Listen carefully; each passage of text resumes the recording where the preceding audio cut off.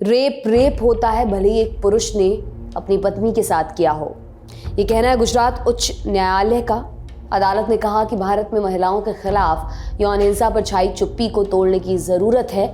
एक मामले की सुनवाई के दौरान गुजरात हाईकोर्ट के जस्टिस दिव्येश जोशी ने कहा कि भारत में महिलाओं के खिलाफ हिंसा की घटनाएं उस आंकड़े से कहीं ज्यादा हैं जो डेटा बताता है। महिलाओं को हिंसात्मक माहौल में रहना पड़ता है। गुजरात हाईकोर्ट ने ये किस मामले में कहा वो भी आपको बताते हैं। अपनी बहू के साथ क्रूरता करने और उसे आपराधिक धमकी देने के आरोप में गिरफ्तार एक महिला की जमानत याचिका को खारिज करते हुए कोर्ट ने कुछ जरूरी टिप्पणियां की। महिला के पति और उसके बेटे पर आरोप था कि उन्होंने परिवार की बहू के साथ बलात्कार किया और पैसे कमाने के लिए पोर्नोग्राफी साइट्स पर पोस्ट करने के इरादे से उसके नग्न वीडियोस फिल्माए। महिला के पति पर आरोप है कि उसने अपनी मां के सामने अपनी पत्नी के साथ इंटीमेट होने के दौरान उसके वीडियो शूट किए और अपने पिता को भेजे। आरोप है कि महिला के पति और उसके परिवार को पैसों की जरूरत थी ताकि वो अपने बिजनेस पार्टनर्स को पैसे देकर अपना होटल बिकने से रोक सकें। महिला की तरफ से ये भी आरोप लगाया गया कि जब वो अकेली थी तब उसके ससुर ने भी उसके साथ छेड़छाड़ की।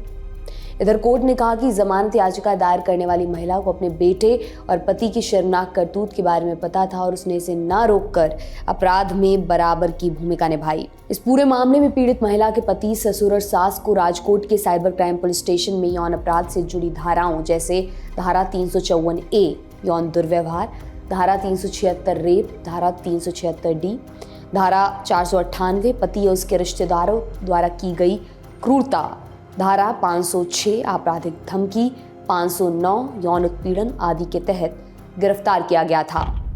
कोर्ट ने कहा कि हमारा सामाजिक रवैया आमतौर पर किसी का पीछा करने, छेड़छाड़ करने, मौखिक और शारीरिक हमला और उत्पीड़न को मामूली अपराध की तरह देखता है। अफसोस की बात है कि इन अपराधों को न सिर्फ मामूली और सामान्य बना दिया गया है बल्कि सिनेमा और मशहूर किस्से कहानियों के जरिए इनका महिमा मंडन किया जाता है। जस्टिस जोशी ने कहा, जो नजरिया यौन अपराधों को लड़के तो लड़के ही रहेंगे के चश्मे से देखता है और उन्हें नज़रअंदाज करता है, वो सर्वाइवर यानी कि यौन अपराधों को झेलने वाले व्यक्तियों पर एक स्थायी और नुकसानदेह प्रभाव डालता है। कोर्ट ने आगे कहा, ज़्यादातर मामलों में, महिला के साथ बलात्कार के मामलों में सामान्य प्रैक्टिस ये है कि अगर पुरुष पति है और वो बिल्कुल किसी दूसरे पुरुष की तरह काम करता है तो उसे छूट दी जाती है। मेरे अपने विचार में इसे बर्दाश्त नहीं किया जा सकता। एक पुरुष है, बलात्कार बलात्कार है, चाहे वो उस पुरुष ने किया हो जो पति है और उस महिला के साथ किया हो जो पत्नी है। आदेश में कहा गया कि संविधान एक महिला को एक पुरुष के बराबर मानता है, शादी को बराबरी के भाव के साथ दो लोगों का एक साथ आना यानी एसोसिएशन मानता है। लैंगिक हिंसा की अक्सर अनदेखी होती है और ये कल्चर के नाम की चुप्पी में घिरी हुई होती है।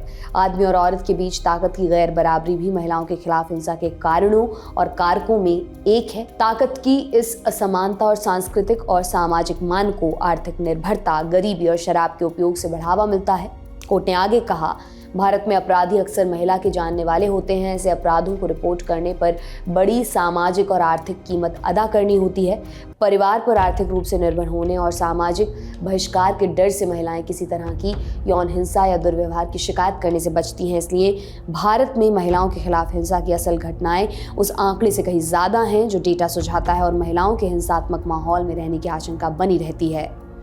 अदालत ने कहा, महिलाओं की इस चुप्पी को तोड़ने की ज़रूरत है। ऐसा करने के लिए शायद महिलाओं से ज़्यादा पुरुषों का कर्तव्य और भूमिका महत्वपूर्ण है ताकि महिलाओं के खिलाफ हिंसा रोकी जा सके। कोर्ट ने अपनी सुनवाई में उन 50 अमेरिकी राज्यों, 3 ऑस्ट्रेलियाई राज्यों के अलावा New Zealand, Canada, France, Sweden, Denmark, Norway, पूर्ववर्ती सोवियत यूनियन, पोलैंड और पूर्ववर्ती चेकोस्लोवाकिया का भी जिक्र किया जहां मैरिटल रेप यानी कि वैवाहिक बलात्कार को गैर कानूनी माना गया है। कोर्ट ने कहा, यहाँ तक कि यूनाइटेड किंगडम में भी पतियों को दी जाने वाली छूट को खत्म कर दिया है।